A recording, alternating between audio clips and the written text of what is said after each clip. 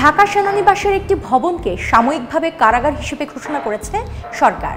12 October রবিবার এ বিষয়ে প্রজ্ঞাপন জারি করা হলেও তা আজ প্রকাশ করেছে স্বরাষ্ট্র মন্ত্রণালয়ের কারা এক শাখা।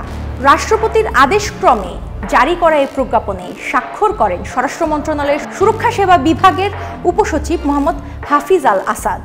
প্রজ্ঞাপনে বলা হয়, বাংলাদেশ ফৌজদারি কার্যবিধি 1898 এর ধারা 441 এবং প্রিজনস অ্যাক্ট 1894 ধারা 3B অনুযায়ী ঢাকা সেনানিবাসের বাসার রোড সংলগ্ন উত্তর পাশে অবস্থিত MES বিল্ডিং নম্বর 54-কে সাময়িকভাবে কারাগার হিসাবে ঘোষণা করা হয়েছে। আদেশে আরও উল্লেখ করা হয়, যথাযথ কর্তৃপক্ষের অনুমোদনের ভিত্তিতে এই সিদ্ধান্ত কার্যকর করা হয়েছে এবং তা অবিলম্বে কার্যকর হবে। কেএসআরএম শেকড় থেকে শিখরে।